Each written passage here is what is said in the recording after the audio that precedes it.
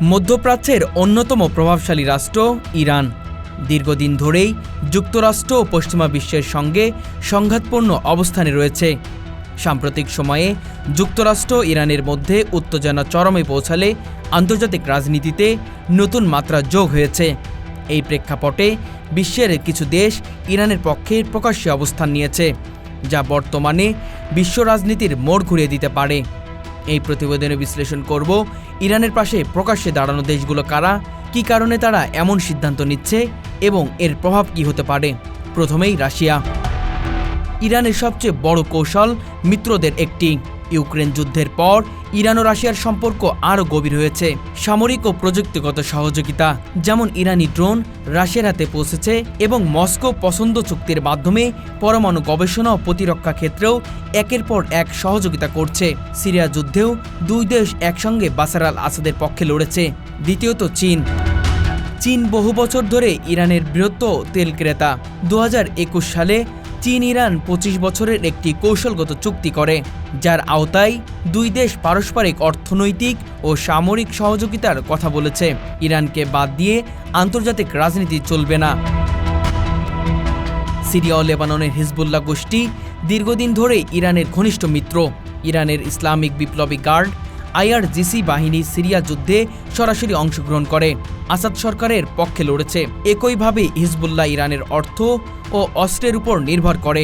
Iraq প্রসঙ্গে, ইরাকের রাজনীতিতে ইরানের প্রভাব বহু পুরনো। 2003 সালে সাদ্দাম হুসাইনের পতনের পর থেকে ইরানপন্থী রাজনৈতিক দল ও মিলিশিয়া দেশটিও গুরুত্বপূর্ণ অবস্থান দখল করে নিয়েছে। ইরাকি শিয়া মিলিশিয়া গোষ্ঠীগুলো ইরানের দিকেই ঝুঁকে রয়েছে। বিশেষত PMF এই গোষ্ঠীগুলো সাম্প্রতিক ইরানের পক্ষে মার্কিন ঘাঁটিতে হামলাও চালিয়েছে।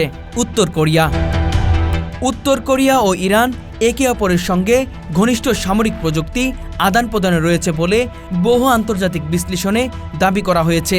যুক্তরাষ্ট্র তার মিত্রদের বিরুদ্ধে যৌথভাবে প্রতিরোধ গড়ে তুলতে ক্ষেপণাস্ত্র প্রযুক্তি ও সাইবার যুদ্ধক্ষেত্রে তারা একে অপরকে সহায়তা করে থাকে।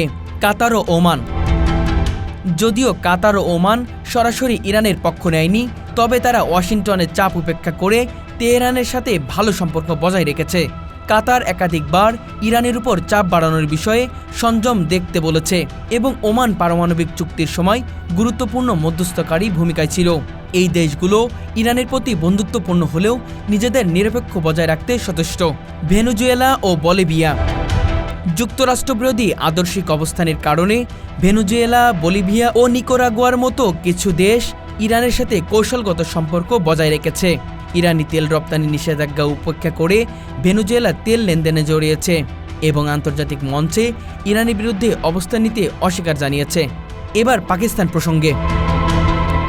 ইরান শুধু কৌশলগত নয়, আদর্শিক দিক থেকেও বহু মুসলিম দেশের নিকট প্রতিরোধের প্রতীক হিসেবে বিবেচিত।